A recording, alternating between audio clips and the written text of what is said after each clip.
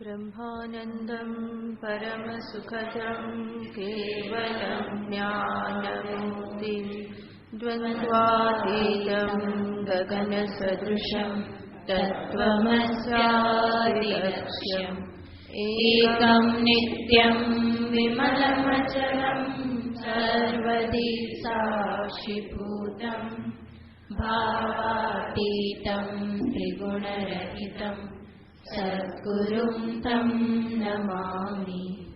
ॐ पार्थाय प्रतिबोधितां भगवता नारायणेन स्वयं व्यासेन ग्रथितां पुराणमुनिना मध्ये महाभारतम् अद्वैतामृतवर्षिणीं भगवतीम् अष्टादशाध्यायिनीम् अम्ब त्वामनुसन्दधामि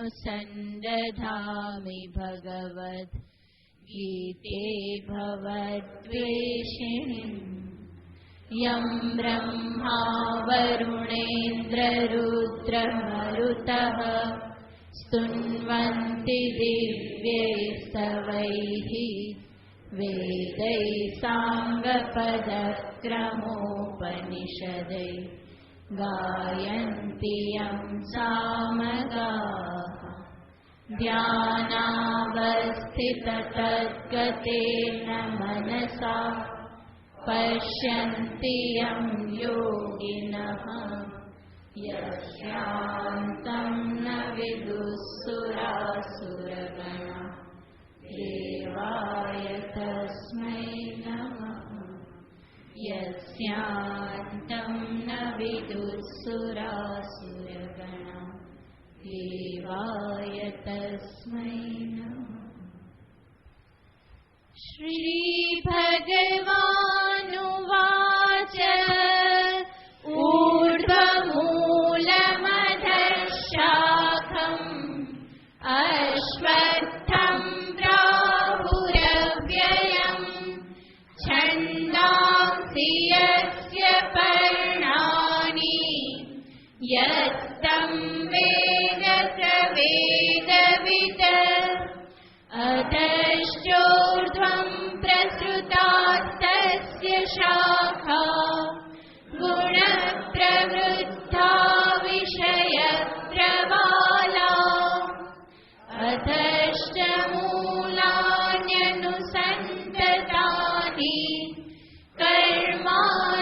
कर्मानुबन्धीनि मनुष्यलोके न रूपमस्येह तथोपलभ्यते नान्तो न चादिर्न च सम्प्रतिष्ठा अश्वत्थमेनं सुविरूढमूलम् असङ्गशस्त्रेण दृढेन चित्वा।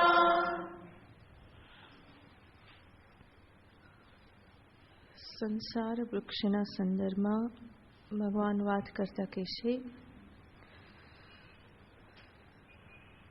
એનમ અશ્વત્થમ સુવિરૂઢ મૂલમ. આ સંસાર વૃક્ષ જે છે એના મૂળ અત્યંત દ્રઢ છે અને એટલું બધું ફેલાયેલું છે કે એનો આદિ અંત કે મધ્ય ક્યાં છે એ જાણી શકાતું નથી. અને આદિ અંત મધ્ય જાણી શકાતા નથી. એનું રૂપ જે પ્રમાણે દેખાય છે એ પ્રમાણે વાસ્તવમાં નથી. આવું કહી અને ભગવાન સંસાર વૃક્ષની અનિર્વચનીયતા એટલે કે મિથ્યાત્વને અહીંયા દર્શાવી રહેલા છે.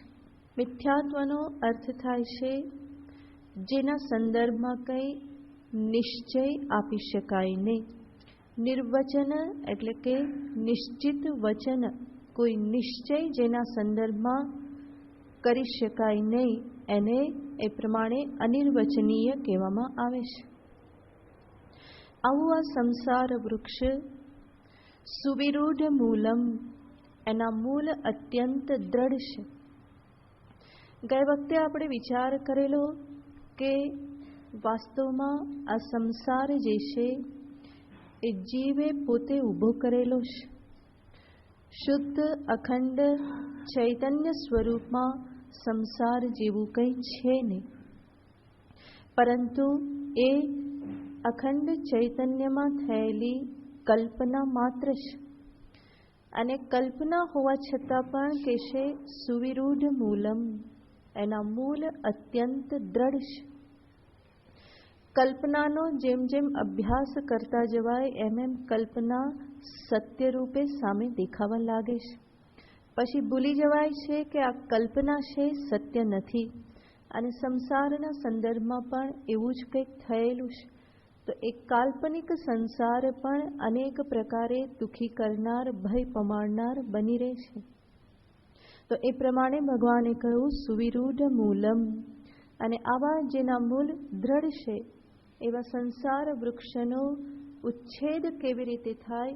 અસંગ શસ્ત્રેણ દૃઢેન છિત્વા, કે છે એનું છેદન કરવા માટે સર્વપ્રથમ અસંગ શસ્ત્રની જરૂર પડે છે.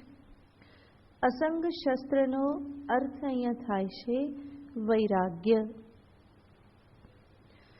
તો વૈરાગ્ય રૂપી શસ્ત્રથી, જેને ભગવાન ભાષ્યકારે કહેલું હતું પુત્રેષણા વિત્તેષણા લોકેષણાભ્યો વ્યુત્થાય, આ 3 એષણાઓથી ઉપર ઉઠીને.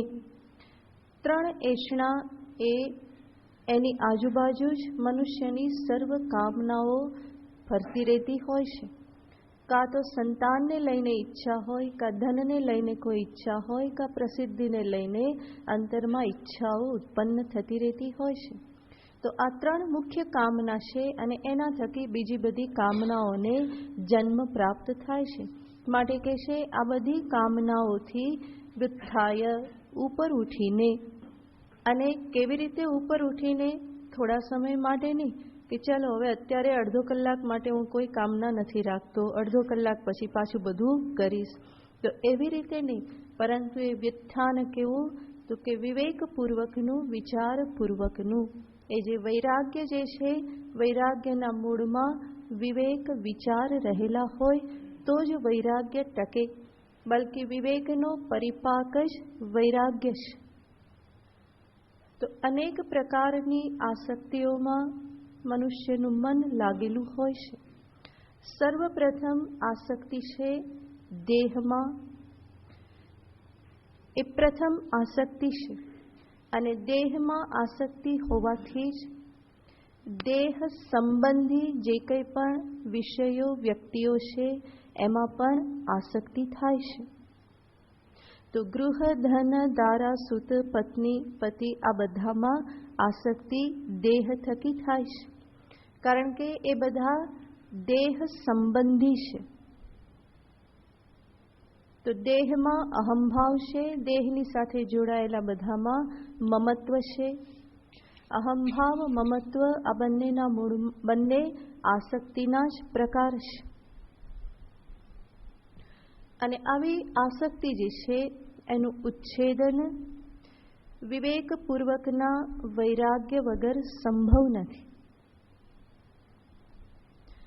અને આ વિવેક જે છે એ વિવેક પણ કેવી રીતે જાગે?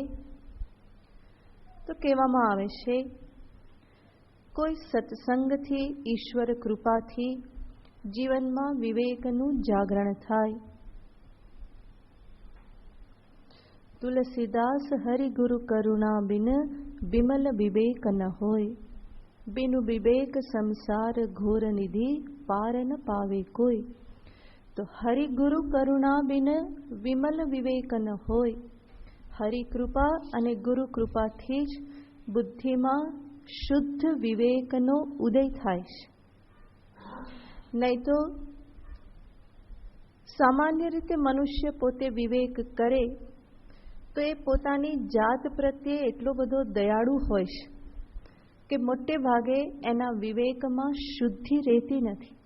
એ ધીમે ધીમે એવું જ વિચારતો જાય છે કે આ તો જરૂરી છે, આ તો જરૂરી છે, આના વગર તો નહીં ચાલે, આટલું રાખવામાં કંઈ વાંધો નહીં, આટલાથી શું થઈ જવાનું છે, આટલામાં વૈરાગ્ય થોડો જતો રહેશે.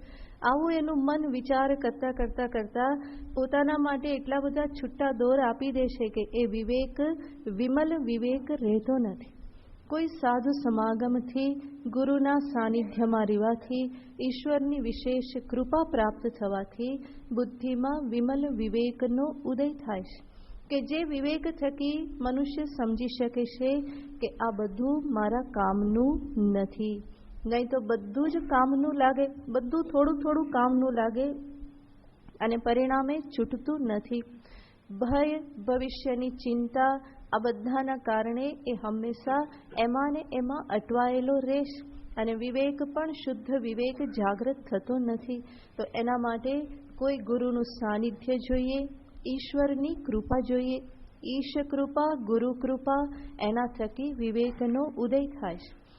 ઈશ્વર કૃપાથી, ગુરુ કરુણાથી કંઈક સાધન ભજન બતાવવામાં આવે, નિષ્કામ કર્મનો ઉપદેશ આપવામાં આવે, થોડા જપ આદિનો ઉપદેશ આપવામાં આવે, એનાથી મન થોડું શુદ્ધ થાય, શાંત થાય, તો ધીમે ધીમે અંતરમાં વિચારનો ઉદય થાય છે. યોગ્ય દિશામાં વિચારનો ઉદય થાય અને એ વિચાર થકી જીવનમાં વિવેકની પ્રાપ્તિ થાય છે. અને વિવેક પ્રાપ્ત થાય તો અંતે વૈરાગ્ય પણ અંતરમાં પ્રાપ્ત થાય. તો આવા વિમલ વિવેકને માટે ઈશ્વર કૃપા અને ગુરુ કૃપાની જરૂર પડે છે. એક દ્રષ્ટિએ વિચાર કરીએ તો ઈશ્વરની કૃપા સર્વ જીવો ઉપર સમાન રૂપે રહેલી છે. કારણ કે ઈશ્વરના અંતરમાં કોઈ પક્ષપાત નથી. સર્વ જીવો ઉપર કૃપા છે, કરુણા છે અને એટલા માટે જ ઈશ્વર કૃપાને સૂર્યપ્રકાશ જેવી અથવા તો વર્ષા જેવી કહેવામાં આવે છે કે જે કોઈ પણ ભેદભાવ વગર સર્વ જીવોની ઉપર રહેલી છે. પણ સર્વ જીવોની ઉપર કૃપા રહેલી હોવા છતાં પણ એ કૃપાને ઝીલવી એ બહુ જ મહત્વની વસ્તુ છે. અને એના માટે જ ઈશ્વરાભિમુખ થવામાં આવે, જીવનમાં પ્રાર્થના આદિને સ્થાન આપવામાં આવે, તો એના થકી ઈશ્વર કૃપાને સાધક પોતાના જીવનમાં સ્પષ્ટ રૂપે અનુભવી શકે છે. ભક્તિશાસ્ત્રમાં તો કહેવામાં આવે છે કે રક્ષાપેક્ષામ અપેક્ષતે. ભગવાન જે છે કોની અપેક્ષા રાખે છે? તો કે રક્ષા અપેક્ષાની અપેક્ષા રાખે છે. એટલે કે દરેક જીવ ઉપર કૃપા છે, દરેકનું રક્ષણ તો ભગવાન કરે જ છે, છતાં પણ જેને ઉતાવળ હોય એને શું કરવું પડે?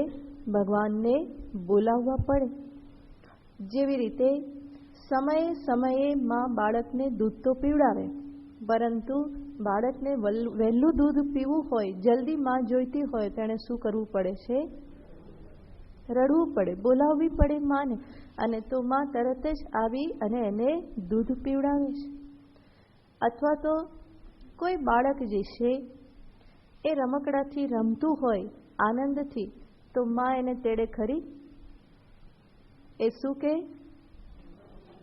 રમવા દે, બરાબર? જ્યાં સુધી રમે ત્યાં સુધી રમવા દો, એને બોલાવવાનું નહીં. તો રમકડાથી રમે ત્યાં સુધી માં એને રમવા દેશે, પરંતુ બાળક જેવું રડે કે માને પુકારે તો માં તરત જ આવી અને એને લઈ લેશે.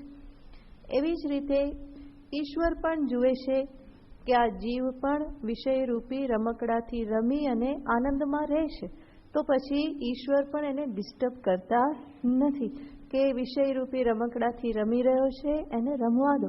એમાંથી એ જ્યારે થાકી જાય કે હવે મજા નથી આવતી, બાળક પણ રમી રમીને થાકી જાય તો બધા રમકડા ફેંકી દે અને પછી માને બોલાવે કે રડવા લાગે. એવી જ રીતે વિષયરૂપી રમકડાઓથી રમીને જે થાકી ગયો અને ઈશ્વર ઉપર જે દ્રષ્ટિ કરે કે હવે આનાથી આગળ શું, આનાથી તો હું બહુ રમ્યો પરંતુ એનાથી મને પરિતૃપ્તિ પ્રાપ્ત થતી નથી, અને ત્યારે જ્યારે એ ઈશ્વરાભિમુખ થાય તો એની કૃપાનો એ તરત જ અનુભવ કરી શકે છે. ઈશ્વર એના ઉપર કૃપા વિશેષ કરી અને એને પોતાની પાસે એ બોલાવવા માટે ઈશ્વર પણ પ્રયત્ન કરે છે. તરત જ એને સહાયભૂત થાય છે. પહેલાં પણ સહાય કરતા હોય છે, પરંતુ જીવ એની સહાયને અવગણી દેતો હોય છે, એને ધ્યાનમાં લેતો નથી, એની ઉપેક્ષા કરી દે છે.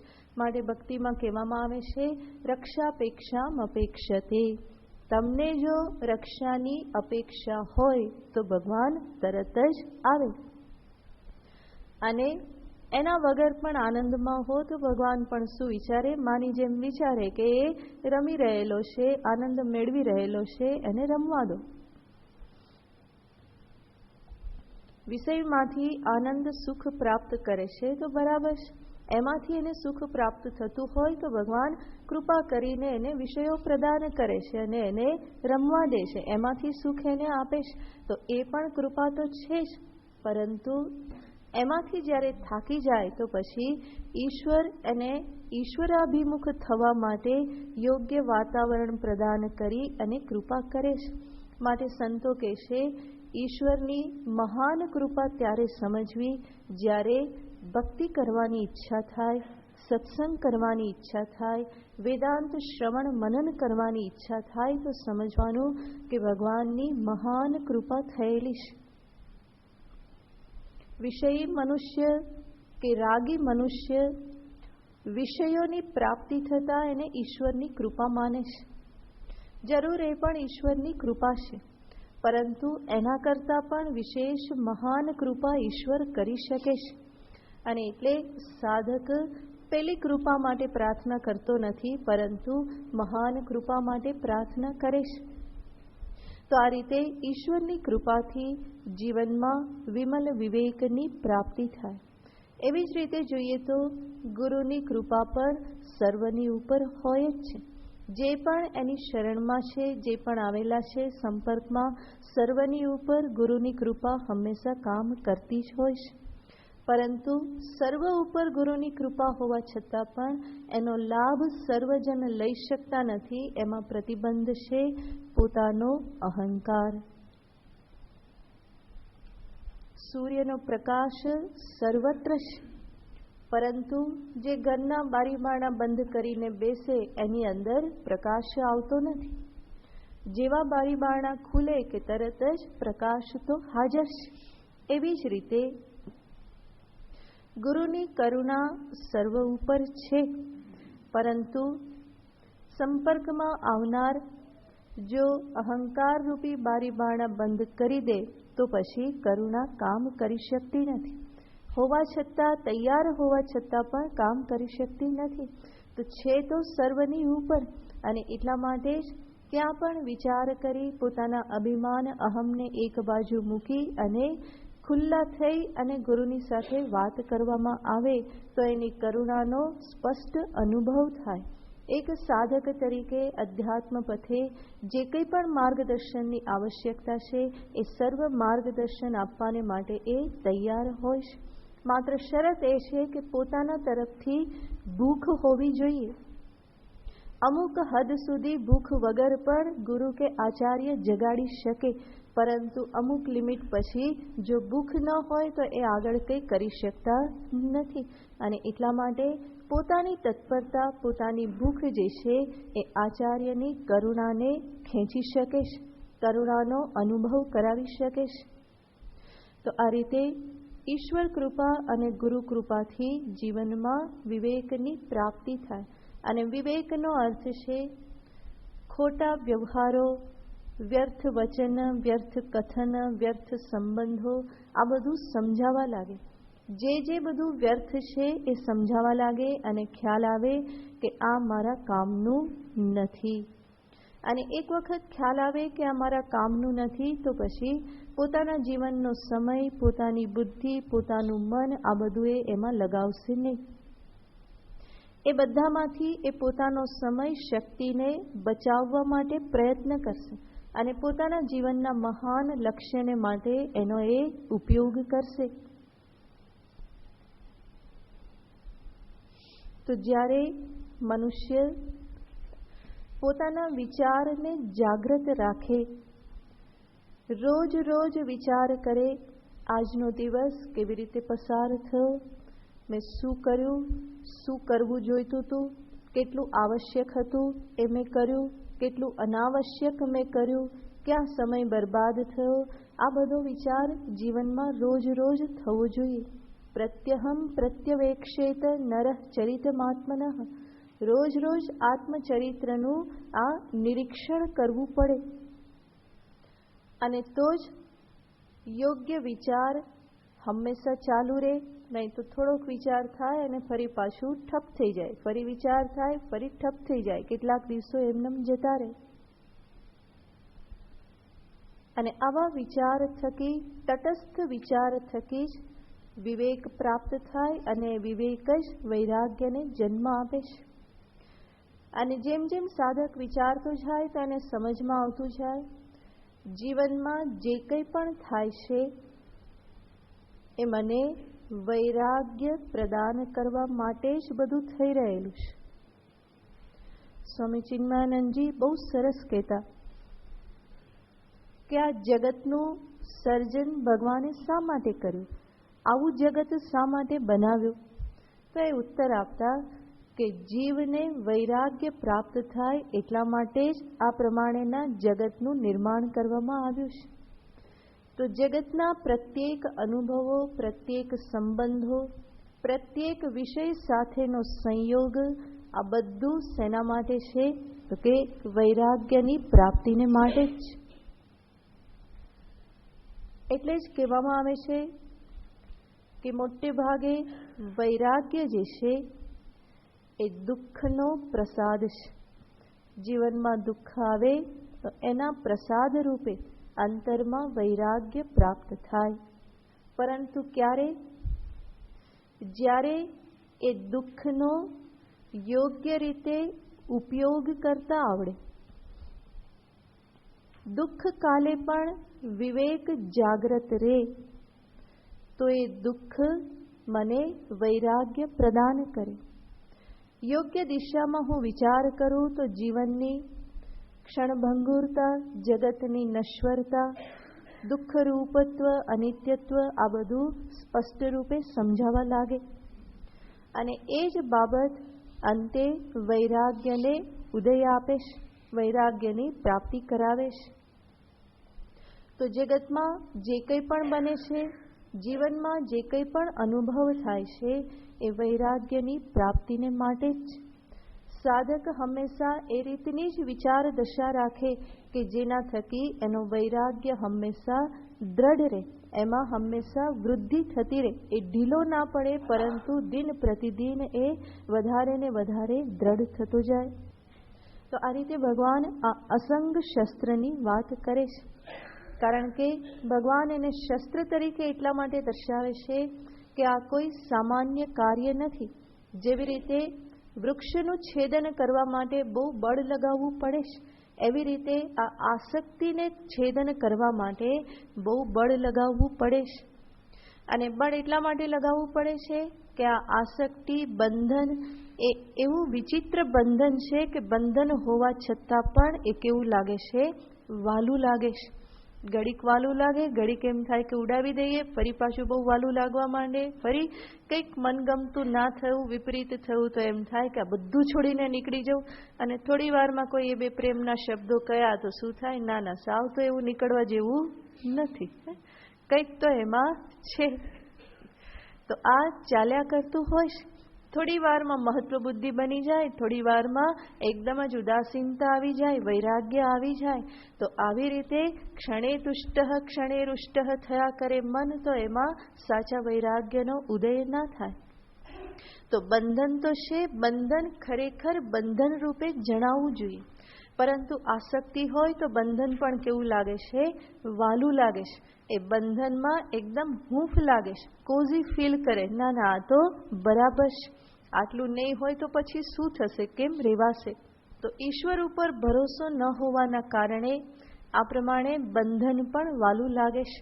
અને બંધનમાં ઘણી બધી તકલીફ હોવા છતાં પણ એ સાથે સાથે શું વિચારી લેશે, આટલું તો હવે કરવું પડે ને, બંધન છે પરંતુ આટલું તો હવે છોડવું પડે ને, આટલું તો એડજસ્ટમેન્ટ કરવું પડે ને, આમ તો કરવું પડે ને.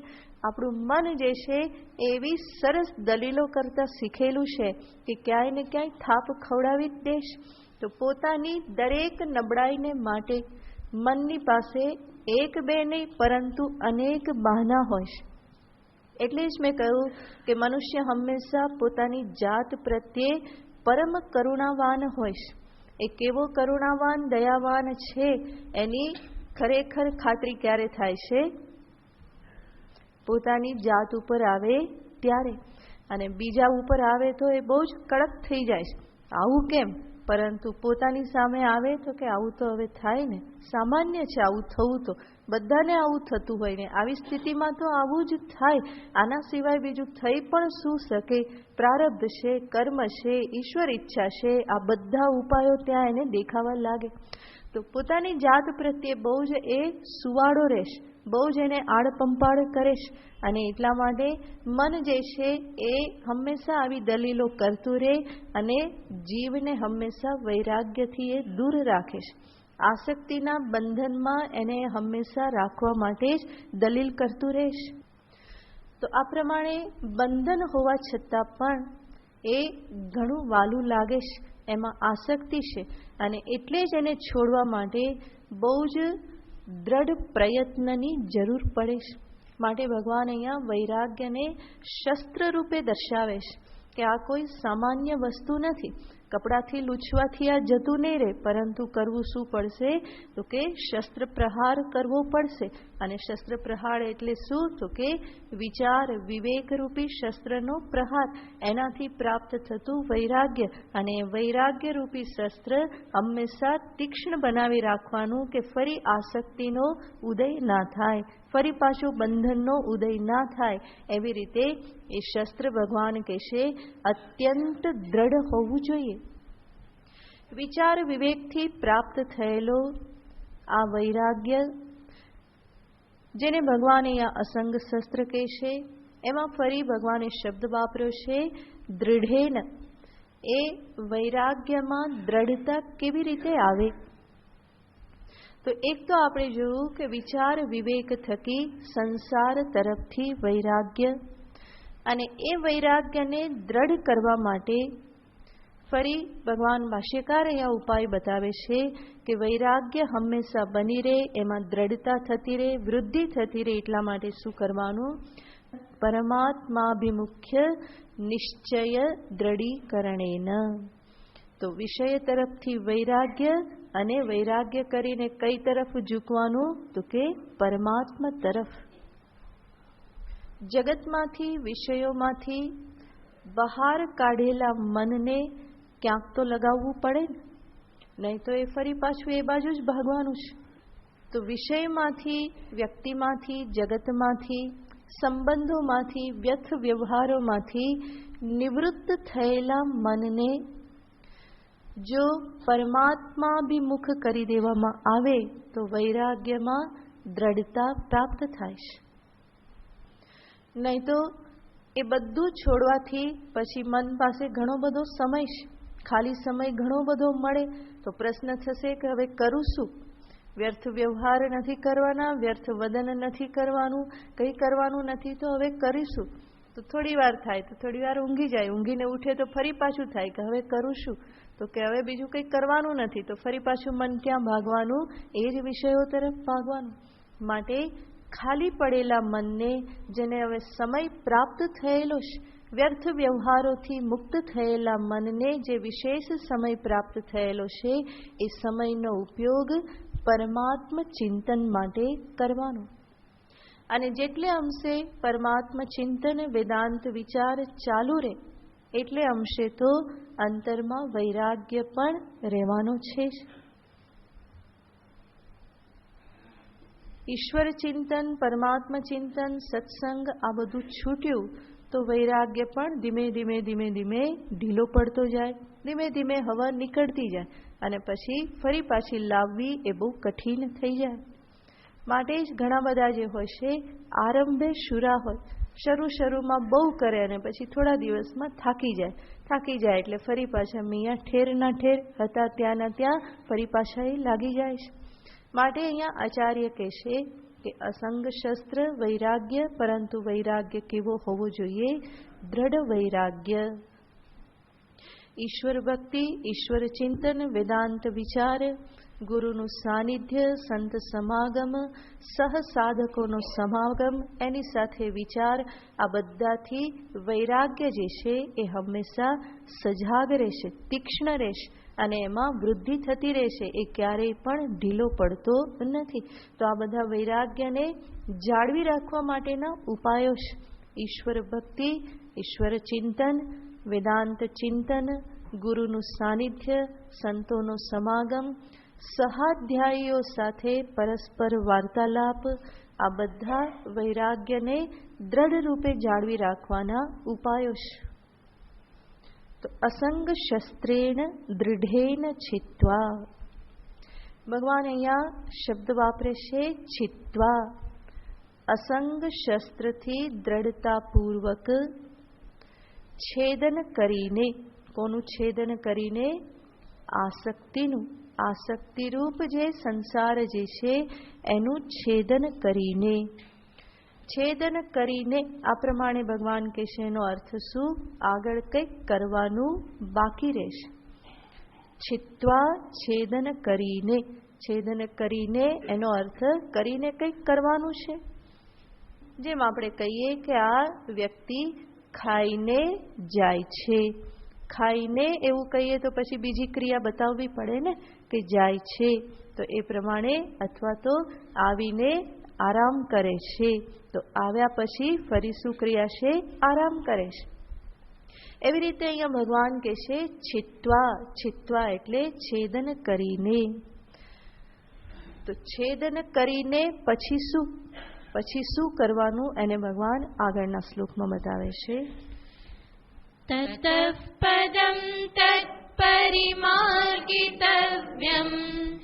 યસ્મિન ગતા ન નિવર્તન્તિ ભૂયઃ તમેવ ચાદ્યં પુરુષં પ્રપદ્યે યતઃ પ્રવૃત્તિ પ્રસૃતા પુરાણી. તતઃ. તતઃ એટલે ત્યાર પછી, છેદન કર્યા પછી. તતઃ. અને છેદન કર્યા પછી એટલે શું? છેદન કર્યું, આસક્તિનું છેદન કર્યું, એનો અર્થ વૈરાગ્યની પ્રાપ્તિ કર્યા પછી. અને વૈરાગ્ય એ સાધન ચતુષ્ટય સંપત્તિનું ઉપલક્ષણ છે. વેદાંતના અધિકારી માટે વિવેક, વૈરાગ્ય, સમાધિ, ષટક સંપત્તિ અને મુમુક્ષા, આ 4 સાધન કહેવામાં આવે છે. અને એ સાધન જેની પાસે છે એ જ વાસ્તવમાં અધિકારી છે. અહીંયા વૈરાગ્યથી એ બધાનું ગ્રહણ થઈ જાય છે. તો તતઃ શબ્દનો અર્થ થાય વૈરાગ્ય પ્રાપ્ત કરીને, એટલે કે સાધન ચતુષ્ટય સંપત્ત્યનંતરમ, એ સંપત્તિ પ્રાપ્ત કરીને. આનાથી ભગવાન સાથે સાથે સૂચિત કરે છે કે માત્ર વૈરાગ્ય પ્રાપ્ત કરી લેવાથી જીવનનું લક્ષ્ય સિદ્ધ થઈ જતું નથી. વૈરાગ્ય પ્રાપ્તિ એ કોઈ જીવનનું લક્ષ્ય નથી, પરંતુ વૈરાગ્ય પ્રાપ્ત કર્યા પછી પણ કંઈક કરવાનું રહે છે. શું કરવાનું છે? ભગવાન આગળ કહેશે કે વૈરાગ્ય પ્રાપ્ત કર્યા પછી, સાધન ચતુષ્ટય સંપત્તિ પ્રાપ્ત કર્યા પછી, તતઃ ત્યાર પછી, તત પદમ પરિમાર્ગિતવ્યમ. તત્પદમ, તત એટલે પરમાત્મા, પરમાત્મ પદની શોધ કરવી જોઈએ. પરિમાર્ગિતવ્યમ, એને શોધ કરવી જોઈએ. બીજા શબ્દોમાં કહીએ તો વૈરાગ્ય પ્રાપ્ત કરીને સત્યની શોધમાં લાગી જવું જોઈએ. તો તત્ શબ્દનો અર્થ થાય છે પરમાત્મા. તત્વમસી મહાવાક્ય છે ઉપનિષદનું, એમાં તત્, ત્વમ, અસી એ શબ્દો છે. તો તત્ એટલે કે તે પરમાત્મા, તે એટલે પરમાત્મા ઈશ્વર, અને એ કોણ છે? પદમ. તત્ પદમ, પદનીયમ પદમ, પ્રાપ્ત કરવા યોગ્ય જે છે એ કહેવાય પદ. એને પરિમાર્ગિતવ્યમ, એનું પરિમાર્ગણ એટલે કે શોધ કરવી જોઈએ. હવે સ્વાભાવિક જ છે કે શોધ કરવી જોઈએ, તો એ શોધ કોઈ જાતે જાતે તો થવાની નથી. માટે શોધ કરવી જોઈએ એવું ભગવાન કહે છે. એમાં સાથે સાથે સમજવું પડે કે કોઈ જાણકાર ગુરુની શરણમાં જઈને એના માટે પ્રાર્થના કરવી જોઈએ. કારણ કે તત્પદ જે છે એ તત્પદ કોઈ ઇન્દ્રિય પ્રત્યક્ષ, માનસ પ્રત્યક્ષ કે બુદ્ધિ પ્રત્યક્ષ કોઈ વિષય નથી, અને માટે જ એને જાતે જાતે જાણી શકાતું નથી. બ્રહ્મસૂત્રનું પણ પ્રથમ સૂત્ર છે અથાતો બ્રહ્મ જિજ્ઞાસા. અથ એટલે કે હવે, અતઃ અનંતરમ. સાધન ચતુષ્ટય સંપત્તિ પ્રાપ્ત કર્યા પછી શું કરવું જોઈએ? અથાતો બ્રહ્મ જિજ્ઞાસા કર્તવ્યા. બ્રહ્મને જાણવાની ઈચ્છા કરવી જોઈએ. અને બ્રહ્મને જાણવા માટે ક્યાં જવું જોઈએ? તદ વિજ્ઞાનાર્થમ સગુરુમેવાભિગચ્છેત સમિત પાણી શ્રોત્રિયમ બ્રહ્મનિષ્ઠમ. તો આ બધી બાબતોને ભગવાન અહીંયા સામે રાખીને કહે છે કે બ્રહ્મ જિજ્ઞાસા કરવી જોઈએ. ઉપનિષદ ફરી ફરીને કહેશે તદ્વિજિજ્ઞાસસ્વ યતો વા ઇમાની ભૂતાની જાયન્તે યેન જાતાની જીવંતી યદ પ્રયંત્ય વિષમ વિશંતીતિ તદ બ્રહ્મ તદ્વિજિજ્ઞાસસ્વ. આ બ્રહ્મ છે અને એ બ્રહ્મને જાણવાની તું ઈચ્છા કર. જેમાંથી જગત આવે છે, જેમાં સ્થિત રહેશે અને જેમાં ફરી જગતનો લય થઈ જાય છે, તદ બ્રહ્મ એ બ્રહ્મ છે. અને તદ્વિજિજ્ઞાસસ્વ, એને વિશેષ રૂપે જાણવાની તું ઈચ્છા કર. તો ઉપનિષદ આ ઈચ્છા કરતા પણ શીખવાડે છે. કોની ઈચ્છા કરવાની એ પણ શ્રુતિ માતા શીખવાડે છે. ભગવાન પણ અહીંયા કહેશે તત્પદમ પરિમાર્ગિતવ્યમ. વૈરાગ્ય પ્રાપ્ત કર્યા પછી હે અર્જુન, આ તત્પદનું પરિમાર્ગણ, એની શોધ કરવી જોઈએ. અને એ શોધ એટલા માટે કરવી પડે છે કે કોઈ સ્થૂલ પદાર્થ નથી કે ક્યાંક રસ્તામાં મળી જાય, પરંતુ એ તત્વ અત્યંત સૂક્ષ્મ છે, ઇન્દ્રિય પ્રત્યક્ષ નથી, જે સર્વ આકારોની પાછળ નિરાકાર રૂપે રહેલું છે, સર્વ વિશેષની પાછળ જે નિર્વિશેષ રૂપે છુપાયેલું છે, સર્વ નામરૂપના અધિષ્ઠાનભૂત છે, સર્વ ગુણોની પાછળ જે નિર્ગુણ રૂપે રહેલું છે, સર્વ પરિચ્છિન્નતાઓની પાછળ જે સર્વવ્યાપક અધિષ્ઠાન રૂપે રહેલું છે. તો આવા તત્વને જાણવાને માટે પોતાની બુદ્ધિ માત્ર પર્યાપ્ત નથી, પરંતુ શાસ્ત્રનો સહારો લઈ, શાસ્ત્રને જાણકાર એવા આચાર્યનો સહારો લઈ અને આ માર્ગની, આ તત્વની શોધ કરવી જોઈએ. તો સત્યની શોધ, જે પરમ સત્ય છે એની શોધ હંમેશા ગુરુશાસ્ત્રની સહાયથી જ થાય છે. અને હંમેશા યાદ રાખવાનું, પોતાની બુદ્ધિથી એ શોધ સંભવ નથી. અને સૌથી વધારે અઘરું તો એટલા માટે થઈ જાય છે કે હું જેને શોધું છું એ મારું પોતાનું જ સ્વરૂપ છે. અને જીવની શોધ હંમેશા બહારની બાજુ જ થતી હોય છે. કંઈ પણ શોધવાનું કહેવામાં આવે તો બુદ્ધિ કઈ બાજુ જાય છે? બહાર ક્યાંક શોધવાનું. અને એટલે જાતે જાતે શોધવામાં પ્રવૃત્તિ હંમેશા બહાર થશે. તો ત્યાં કોઈક બતાવનાર હોવું જોઈએ કે બેટા આ ક્યાંય બહાર મળવાનું નથી, આને શોધવા માટે તું તારા અંતરમાં થોડું ઝાંખતા શીખ, ત્યાં એની શોધ કર. બહારથી ઇન્દ્રિયોને સમેટીને મનને શાંત કરીને વ્યવહારોથી મુક્ત થઈ અને થોડો વિચાર કર અંતર્મુખ થઈને, તો પરમ સત્યની ઉપલબ્ધિ તને થશે. તો આવું કહેનાર કોઈક બીજું હોવું જોઈએ. 10મો જ છોકરો છે એ પોતે પોતાને શોધી રહ્યો હોય ત્યારે એને બતાવનાર કોઈ 10મા વ્યક્તિના જાણકાર કોઈક ડાયા માણસ હોવા જોઈએ કે જે એને કહે કે ભાઈ તું પોતે જ કોણ છે, 10મો છે, 10મસ ત્વમસી, તો એને તરત જ ભાન થઈ જાય છે. એવી રીતે અહીંયા પણ જે જીવ જે છે એની શોધ હંમેશા બહાર ચાલે છે. તો એમાંથી એને પાછો વાળી શોધની યોગ્ય દિશા કોઈક આચાર્ય જ બતાવી શકે. શ્રોત્રિય બ્રહ્મનિષ્ઠ આચાર્ય જ આ પરમ તત્વની ઉપલબ્ધિ કરાવી શકે. તો પરિમાર્ગિતવ્યમ તત્પદમ, એ પદની શોધ કરવી જોઈએ. પદ શબ્દનો બીજો પણ અર્થ થાય છે પદ્યતે ઇતિ પદમ, જેને પ્રાપ્ત કરાય છે એને કહેવાય પદ, અથવા પદનીયમ પદ, પ્રાપ્ત કરવા યોગ્ય એને કહેવાય પદ.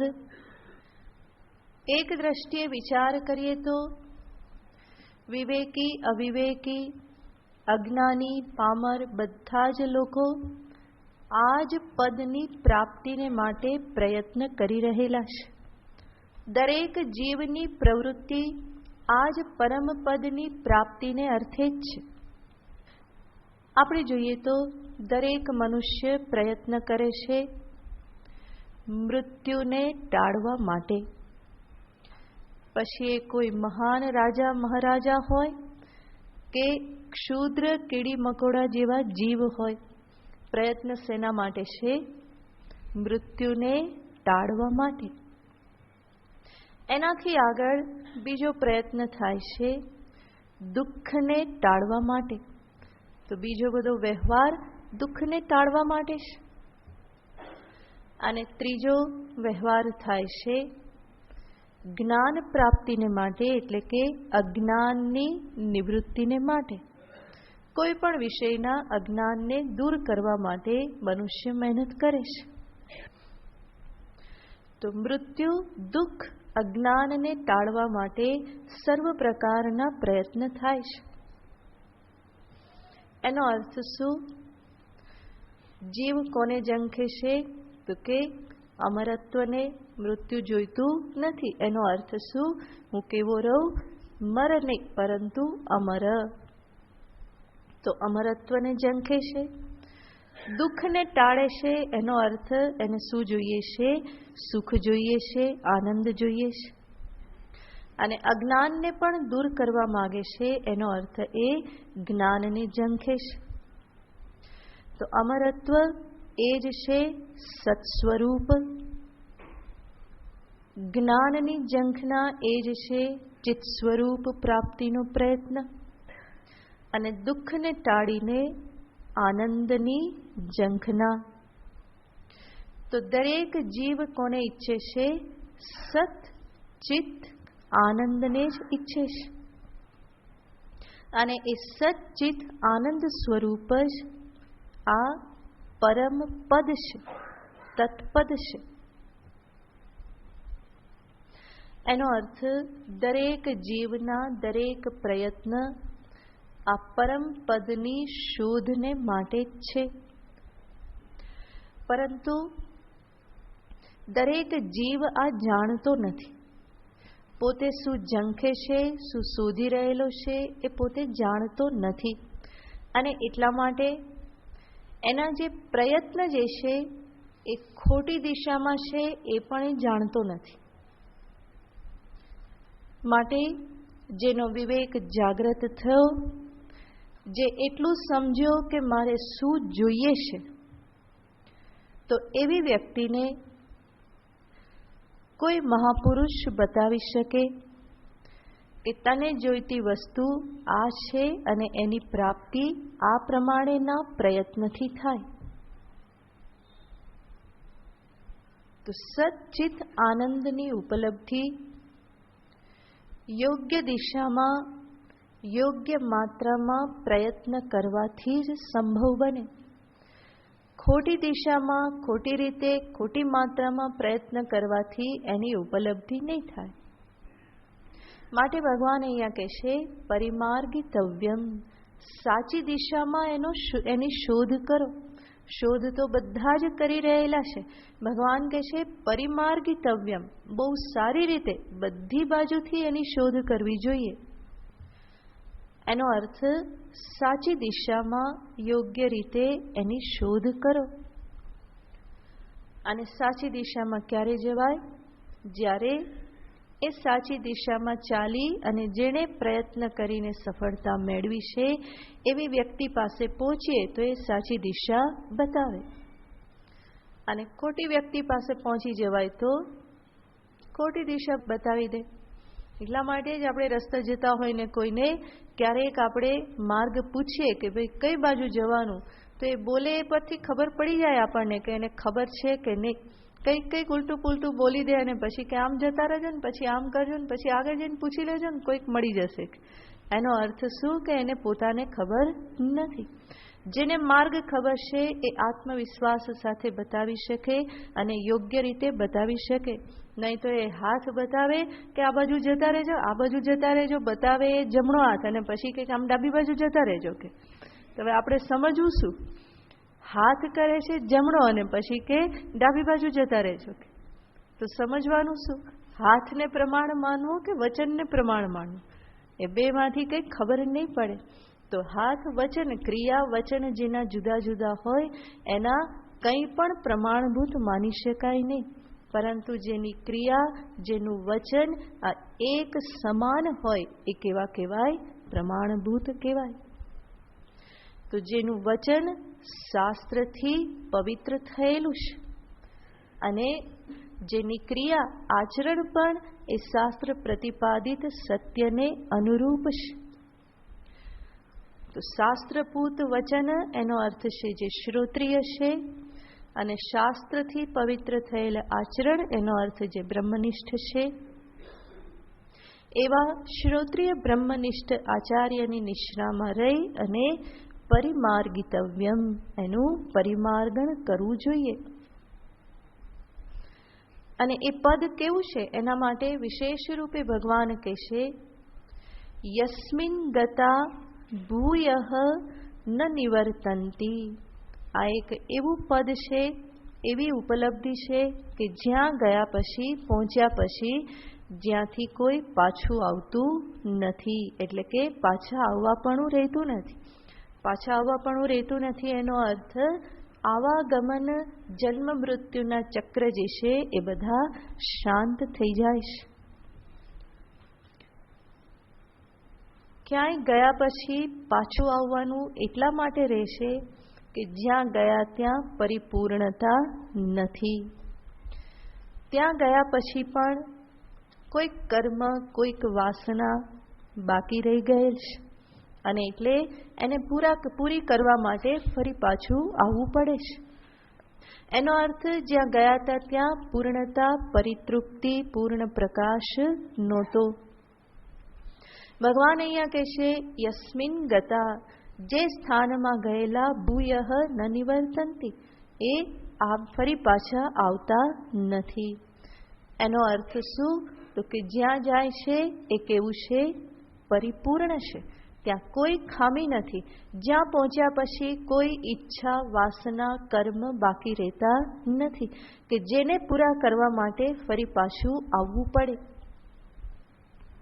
એટલા માટે જ આ પદને મહાપુરુષો પોતાનું ઘર કહેશે. એ સ્વગૃહ છે, પોતાનું ઘર છે. બીજે ક્યાંય પણ જાય તો ત્યાંથી પાછા આવવું પડે. ક્યાં પાછું આવે? ઘરે આવે. પરંતુ ઘરમાં શું છે? શાંતિ છે. ઘરે પહોંચ્યા તો પછી હાશ નિરાશ થઈ. ગમે ત્યાં ફરવા ગયા હો પરંતુ ઘરે પહોંચે પછી નિરાશ થાય છે. તો આ જે પરમ પદ જે છે એ પણ કહેશે કે એ જીવનું પોતાનું સાચું ઘર છે, જ્યાં પહોંચ્યા પછી એને પરમ શાંતિ મળે છે અને ત્યાંથી પછી એને ફરી જવાનું રહેતું નથી. તમે કોઈના ઘરે ગયા હો તો કેટલા દિવસ રહો? એક દિવસ. પહેલે દિવસે મહેમાન ને બીજે દિવસે ભારે પડો, બરાબર ને? તો પછી બીજો દિવસ માન નીકળે, પછી ત્રીજે દિવસે તો એમ થાય કે હવે તો જવું જ પડે. તો બીજાના ઘરમાં ક્યારેય પણ સુખ શાંતિ નિશ્ચિંતતા હોય નહીં, જે પોતાના ઘરમાં હોય. તો અહીંયા પણ જે આ સ્વરૂપ જે છે એ પોતાનું ઘર છે. જ્યાં સુધી તમે વિષયોમાં બેસો, વ્યવહારોમાં બેસો, પોતાના શરીરમાં બેસો, ઇન્દ્રિય મન બુદ્ધિમાં બેસો, ત્યાં સુધી શાંતિ પ્રાપ્ત થવાની નથી. આ બધા પારકા ઘર છે. શરીર, ઇન્દ્રિય, પ્રાણ, મન, બુદ્ધિ એ બધા પણ પારકા ઘર છે. એમાં જો અહમ બુદ્ધિ પોતાનું માનીને એમાં બેસી ગયા તો ક્યારેક ને ક્યારેક એમાંથી બહાર નીકળવું જ પડે છે. એમાં પરમ શાંતિ, પરમ તૃપ્તિ નહીં મળે. જે આત્મ ચૈતન્ય, શુદ્ધ ચૈતન્ય પરમાત્મા સ્વરૂપ જે છે એ જ પોતાનું ઘર છે, પોતાનું સ્વરૂપ છે. એમાં પહોંચ્યા પછી પાછા આવવાપણું રહેતું નથી. તો એ પૂર્ણ પદ છે, પરમ પદ છે. જ્યાં પહોંચ્યા પછી કોઈ કર્તવ્ય, જ્ઞાતવ્ય, ભોક્તવ્ય, ગંતવ્ય આ કંઈ ત્યાં રહેતું નથી. તવ્ય તવ્ય તવ્ય એ બધાની ત્યાં શાંતિ થઈ જાય છે. એ તવ્યનો અર્થ શું? જે કરવું જોઈએ. કર્તવ્ય એટલે કે કરવા યોગ્ય, ગંતવ્ય જવા યોગ્ય, પ્રાપ્તવ્ય પ્રાપ્ત કરવા યોગ્ય, ભોક્તવ્ય ભોગવવા યોગ્ય, જ્ઞાતવ્ય જ્ઞાન જાણવા યોગ્ય. આ જાણવા યોગ્ય, જ્ઞાતવ્ય, પ્રાપ્તવ્ય આ બધું જ્યાં પૂરું થઈ જાય, જ્યાં સુધી તવ્ય તવ્ય તવ્ય તવ્ય ચાલ્યા કરે ત્યાં સુધી તબડક તબડક તબડક તબડક ચાલ્યા કરવાનું, બરાબર? એ ઘોડો ચાલ્યા જ કરવાનો જ્યાં સુધી તવ્ય તવ્ય પૂરું ના થાય. તો જ્ઞાન જે છે આ પરમ પદની ઉપલબ્ધિ જે છે એ આ તવ્ય પ્રત્યયમાંથી મુક્ત કરી દેશે.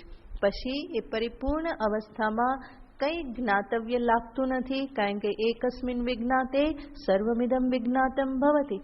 કંઈ પ્રાપ્તવ્ય લાગતું નથી, કારણ કે યલ્લાભાત ન પરો લાભ.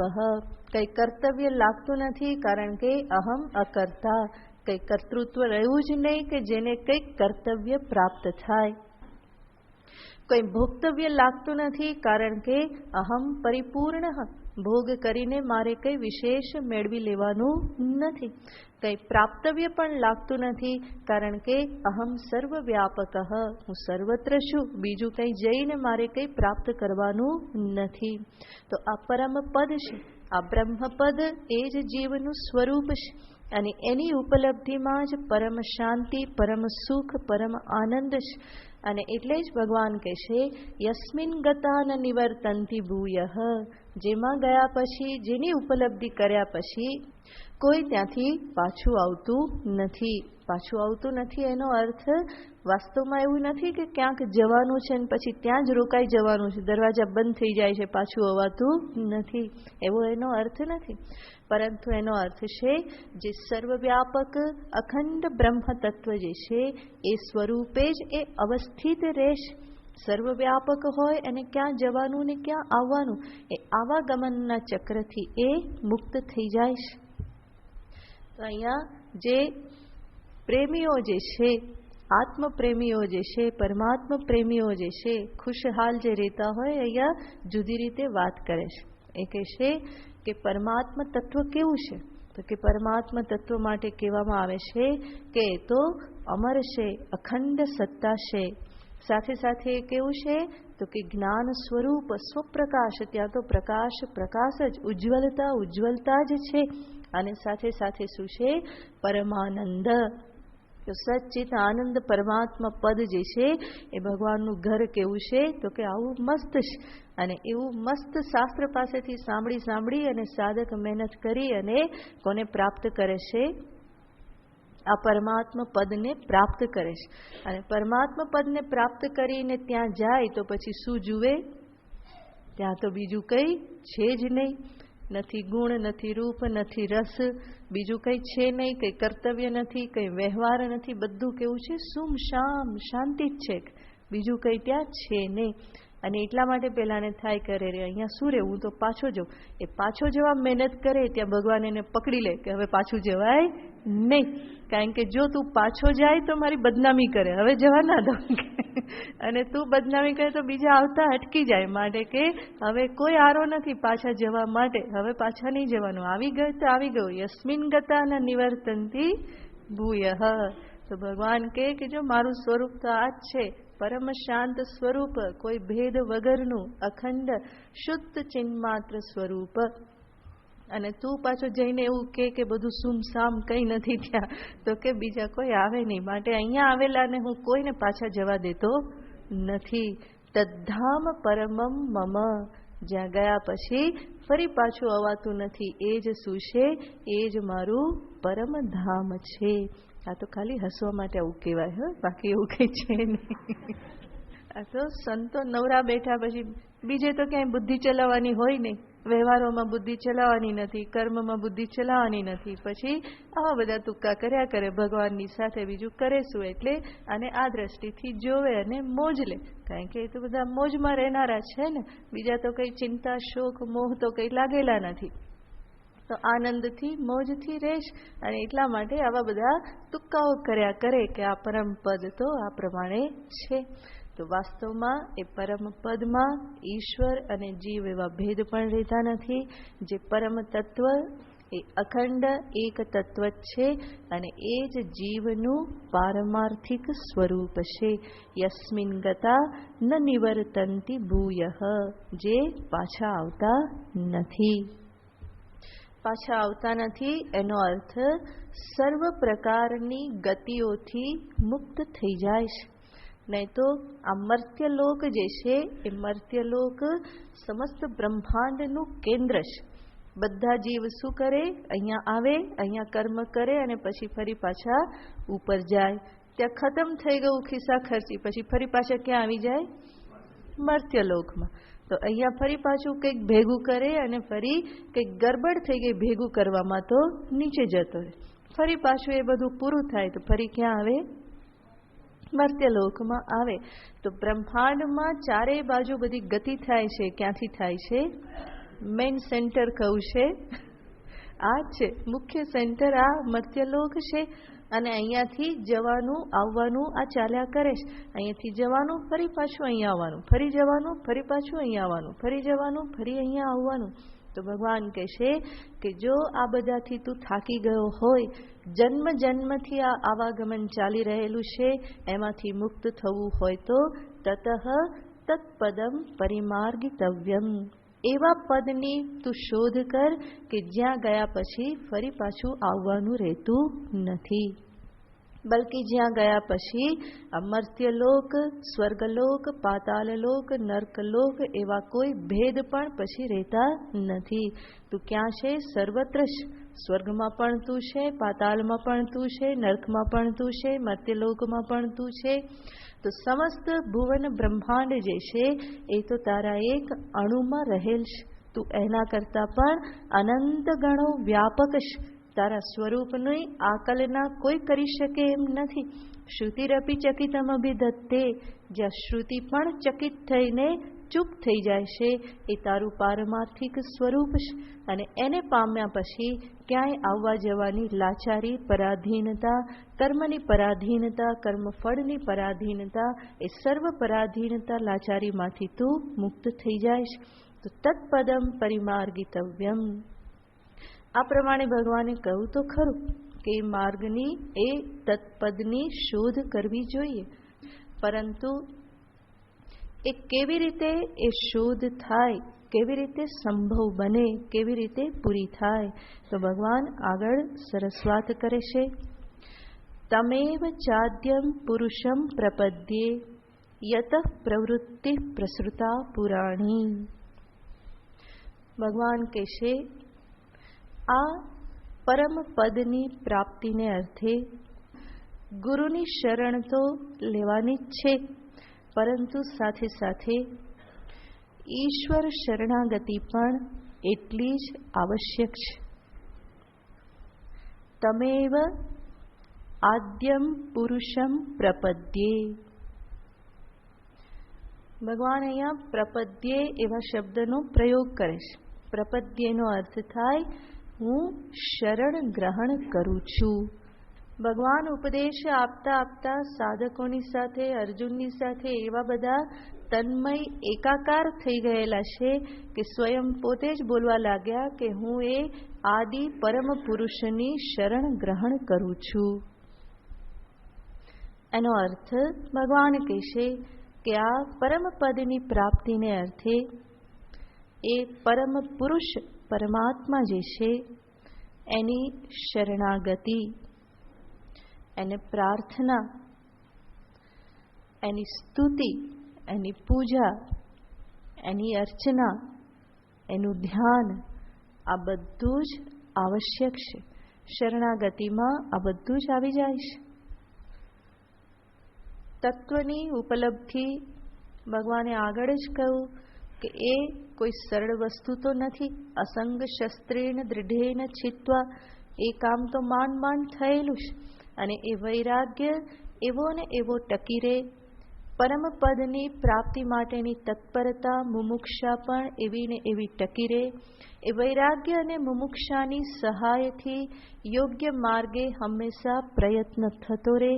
આ બધા માટે કોની જરૂર પડે છે? ઈશ્વરની જરૂર પડે છે. જીવની પોતાની શક્તિ, પોતાની બુદ્ધિ એ એટલી બધી મર્યાદિત છે કે જેના થકી આ માર્ગે પહોંચવું, અંતિમ લક્ષ્ય સુધી પહોંચવું એ અત્યંત કઠિન છે.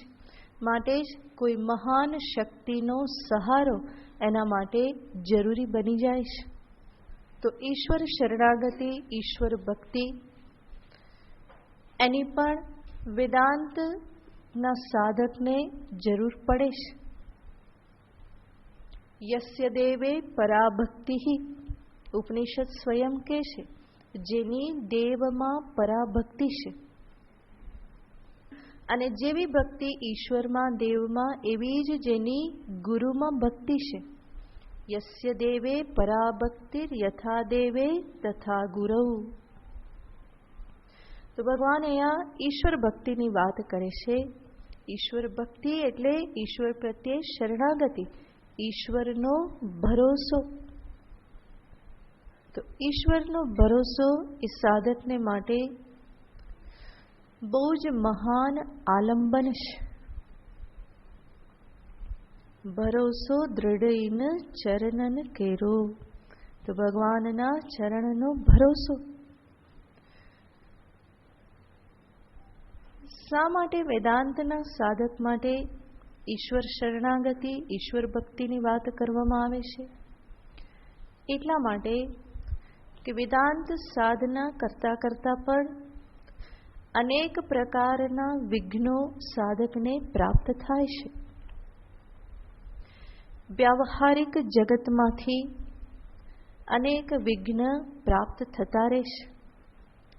અને બાહ્ય વ્યાવહારિક જગતને એક બાજુ રાખીએ તો પણ આધ્યાત્મિક વિઘ્નનો પણ કોઈ પાર રહેતો નથી. શરીર ના ચાલે, મન ઠેકાણે ના રહે, ઇન્દ્રિય શક્તિ કામ ન કરે, બુદ્ધિ બેર મારી જાય, આવું તો કંઈ ને કંઈ થતું જ રહેતું હોય. જેમ વ્યાવહારિક જગતમાં પણ ક્યારેક લાઇટ જતી રહે, ક્યારેક પાણી ના આવે, ક્યારેક કંઈક ઉલટું થઈ જાય, કંઈક ઉલટું થઈ જાય, આ બધું થતું રહે. એવી રીતે આધ્યાત્મિક જગતમાં પણ આવું બધું થતું રહેતું હોય છે. અને અધ્યાત્મ સાધના એટલે મુખ્ય તો સાધકની પોતાની જાત સાથે જ લડાઈ હોય છે. અને પોતાની જાત એટલે શરીર, ઇન્દ્રિય, મન, બુદ્ધિ, આ બધાને ફરી ફરીને મનાવવા પડે છે. જન્મો જન્મના વિપરીત સંસ્કારથી એ બધા ટેવાયેલા છે. અને એ વિપરીત સંસ્કારને અનુરૂપ જ એ વ્યવહાર કરવા, પ્રવૃત્તિ કરવા માટે હંમેશા દોડે છે. એટલું જ નહીં, જગતમાં પ્રાપ્ત થતી વિભિન્ન પરિસ્થિતિઓ એના પ્રત્યે પણ પ્રતિક્રિયા કરવાની એની એક નિશ્ચિત થયેલી રીત છે. કંઈક થયું તો ક્રોધિત થઈ જવું, લોભને વશ થઈ જવું, ઈર્ષાને વશ થઈ જવું, અભિમાનને, મદને વશ થઈ જવું, આ બધું એના માટે સહજ છે. અને એ કામ, ક્રોધ, લોભ આદિ વિકારો દિવસમાં કેટલી વખત ઉથલો મારે છે, એના એટેક આવ્યા કરે છે. અને એ સમયે પણ પોતાની જાતને સંભાળી લેવી, એ જે એક રિએક્શન આપવાની જે એક આ પદ્ધતિ છે, એમાં જડમૂળથી પરિવર્તન કરવાનું હોય છે. શાસ્ત્ર, સત્સંગ ફરી ફરીને શીખવાડે છે કે કઈ પરિસ્થિતિઓ પ્રત્યે કેવા પ્રકારે પ્રતિભાવ આપો. પ્રતિક્રિયા તો કરવાની નથી, પરંતુ ખાલી એ પ્રતિભાવ, રિસ્પોન્સ આપવાનો છે, રિએક્શન કરવાનું નથી. આ ફરી ફરીને સત્સંગમાં બતાવવામાં આવે છે. પરંતુ જન્મો જન્મના સંસ્કારના કારણે કોઈક રીતે અવશ્ય થઈ અને મન આ પ્રમાણે પ્રતિક્રિયા કરતું રહેશે. કામ, ક્રોધના આવેશો આવતા રહેશે. બુદ્ધિ પણ યોગ્ય દિશામાં ચાલવાને બદલે કોઈક ખોટી દિશામાં વિચારવા લાગે છે. તો આ બધા અધ્યાત્મ જગતના વિઘ્નો છે. અને આ વિઘ્નોમાંથી પાર ઉતરવું, એમાં જીવની પોતાની એકલાની શક્તિ પર્યાપ્ત નથી. ઇન્દ્રિયોની સામે, મનની સામે એ ફરી ફરીને પરાજયને પ્રાપ્ત કરે છે. બાહ્ય જગતમાં એ ગમે એટલો હાકોટા પાડતો હોય કે ગમે એટલા ફાંકા મારતો હોય, પરંતુ પોતાની ઇન્દ્રિયો, પોતાની મન બુદ્ધિની સામે ફરી ફરીને એને હાર માનવી પડે છે. ઘણા પોતે નિશ્ચયો કરે છે અને છતાં પણ એ નિશ્ચયોમાંથી એ અનેક વખત ડગી જાય છે, સરકી જાય છે. અને એટલા માટે અનેક વખત અધ્યાત્મ સાધનામાં હતાશા, નિરાશા આ બધું પણ અંતરમાં ઉદય પામવા લાગે છે. કામ, ક્રોધના આવેશો જેવા શાંત પડે કે તરત જ શું ચાલુ થઈ જાય? હતાશા, નિરાશા, અપરાધ ભાવ, ફ્રસ્ટ્રેશન, ગિલ્ટ આ બધું શરૂ થઈ જાય. કારણ કે એને તરત જ લાગવા માંડે કે મારાથી આવું થયું, હું સાધક છું, હું સત્સંગ કરું છું, આટલા વખતથી મહેનત કરું છું, હજુ પણ કેમ નથી થતું, હજુ આગળ કેમ નથી વધાતું, કેમ સજાગતા નથી રહેતી. એ પ્રમાણે પોતાનામાં કોઈ અપરાધ ભાવ, ગિલ્ટ ફરી ફરીને મનમાં આવ્યા કરે. ફરી થયા કરે કે આ તો બધું બહુ કઠિન છે, આપણાથી તો નહીં થાય. આના કરતાં તો જે રીતે ભગવાન પહેલાં જીવાડતા હતા એ રીતે જીવન પૂરું કરી દેવું સારું. આ ક્યાં સમદર્શનમાં પહોંચી ગયા, કયા કર્મના પરિપાકે, હે ક્યાં આમને સામને બધા ભટકાઈ ગયા. એના કરતાં તો જે હતા તે બરાબર હતા. તો આવું પણ ઘણી વાર થયા કરે. તો આવી બધી સ્થિતિઓ વખતે સાધક એકલો પોતાના મનને સંભાળી શકતો નથી. ત્યારે એના માટે આ ઈશ્વર શરણ જે છે એ બહુ જ મોટું આલંબન છે. પોતાના તરફથી જ્યારે કોઈ માર્ગ ન સૂજે, પોતાના તરફથી જ્યારે એને હેલ્પલેસ ફિલિંગ થાય, ત્યારે ઈશ્વરના ચરણ પકડવા અને પ્રાર્થના કરવી, ગદગદ થઈ અને પ્રાર્થના કરવી. જે કંઈ પણ અંતરમાં અનુભવાય છે એ બધું આત્મનિવેદન ભગવાનની સામે કરી દેવું. પોતાના શરીર, ઇન્દ્રિય, મન, બુદ્ધિને પણ ભગવાનના ચરણે ધરી દેવા કે હવે તું જ આ લોકોને સંભાળ, હું તો સંભાળીને થાક્યો. આ મન હવે તારા ચરણે, મારા હાથમાં રહેતું નથી, એ તારી બલા તું સંભાળ. બરાબર ને? તો ભગવાને જ આ બધું ઊભું કરેલું છે, તો કહીએ કે હવે પ્રભુ તમે જ સંભાળો, મારા હાથની વાત નથી. અને જ્યારે આ પ્રમાણે અંતરના પુકારથી પ્રાર્થના કરવામાં આવે તો ઈશ્વર જરૂર પોતાની શક્તિનું એ પ્રાર્થના કરનાર સાધકના અંતરમાં અવતરણ કરે છે અને ફરી એને ભેટ કરે છે. પ્રાર્થના એટલે બીજું કંઈ જ નથી, ઈશ્વરીય શક્તિનું આહ્વાન છે. અને જે ઈશ્વર, જે સર્વશક્તિમાન છે, એ સર્વવ્યાપક છે. માટે જ આહ્વાન કરો તો એ જરૂર સાંભળે છે. ફેર એટલો જ કે પ્રાર્થના યાંત્રિકતાથી નહીં થયેલી હોવી જોઈએ. ગોખેલા શબ્દો પટપટ બોલી ગયા એ પ્રમાણે નહીં થવી જોઈએ, પરંતુ તમારા સમગ્ર વ્યક્તિત્વનો પુકાર અણુએ અણુમાંથી, રોમે રોમમાંથી ઉત્પન્ન થયેલો એક પુકાર જે છે, એવી પ્રાર્થના ક્યારેય નિષ્ફળ જતી નથી. અને એ પ્રાર્થના ભગવાન જરૂર સાંભળે અને ઈશ્વર શક્તિ જરૂર તમારામાં પ્રાપ્ત થાય. પોતાની શક્તિનું ઈશ્વર આધાન કરે અને એ જ તમને ફરી પાછો તાજો માજો કરી અને બેઠું કરી દેશે. ફરી અંતરમાં એક ઉત્સાહ પ્રાપ્ત થઈ જાય છે. ફરી એક ભરોસો બની જાય છે કે ના, મારી સાથે મારા પ્રભુ છે, એની સહાય, એની કૃપા મને પ્રાપ્ત થઈ રહેલ છે અને એટલા માટે ગમે તે વિઘ્ન બાધાને હું પાર કરી અને આગળ વધી જ શકીશ. તો આ રીતે સાધકના જીવનમાં, પછી કોઈ પણ માર્ગનો સાધક હોય એના જીવનમાં ઈશ્વર શરણાગતિ, ઈશ્વર ભરોસો એ બહુ જ મહાન સ્થાન ધરાવે છે. વેદાંતના સાધકે પણ ક્યારેય આ સાધનની ઉપેક્ષા કરવી જોઈએ નહીં. જ્યારે એની જરૂર નહીં રહે ત્યારે એ આપોઆપ છૂટી જશે, પરંતુ આવેશમાં આવી જઈ અને આ સાધનને છોડી દેવાનું ના હોય. તો ભગવાન સ્વયં અહીંયા કહે જ છે, એટલા માટે શંકાને કોઈ સ્થાન નથી. ભગવાન સ્વયં કહેશે કે માર્ગની શોધ કરવાને માટે શું કરવું પડે? તમેવ આદ્યમ પુરુષમ પ્રપદ્યે. હું એ આદિ પુરુષની શરણમાં છું, આદિ નારાયણ મહાપુરુષની શરણમાં છું. કે જે પુરુષ પરમાત્મા એટલે કોણ છે? યત પ્રવૃત્તિ પ્રસૃતા પુરાણી. કે જે પરમાત્મામાંથી પુરાણી પ્રવૃત્તિ પ્રસૃતા. આ પ્રવૃત્તિ એટલે કે જગત સૃષ્ટિ આદિ જે કંઈ પણ પ્રવૃત્તિ એ જેમાંથી થાય છે. યતઃ જેમાંથી. પ્રવૃત્તિ પ્રસૃતા. જગત સૃષ્ટિ સ્થિતિ લયની જે પ્રવૃત્તિ જે છે એ જેમાંથી વિસ્તાર પામે છે. અને પ્રવૃત્તિ કેવી છે? પુરાણી છે. પરમાત્મામાંથી કોઈ એક વખત જગત આવ્યું એવું નથી. અનેક વખત સૃષ્ટિ થઈ, અનેક વખત પ્રલય થયો, અનેક વખત સૃષ્ટિ, અનેક વખત પ્રલય. આ પરંપરા તો પુરાણી પરંપરા છે, અનાદિકાલથી ચાલતી આવે છે. તો એવા પરમાત્મા, એનું હું શરણ ગ્રહણ કરું છું. ભગવાન સાધકને શીખવાડે છે કે તમેવ ચાદ્યમ પુરુષમ પ્રપદ્યે. એ જ પરમ પુરુષનું હું શરણ ગ્રહણ કરું છું કે જેમાંથી આ બધું પ્રગટ થયેલું છે. તો એ ઈશ્વર શરણ એને સાધન રૂપે ભગવાન અહીંયા દર્શાવે છે. આ શ્લોકમાં ભગવાને બે વાત બતાવી. સાધકનું જીવનનું લક્ષ્ય શું છે અને એ લક્ષ્યની સિદ્ધિને માટે સહાયક સાધન.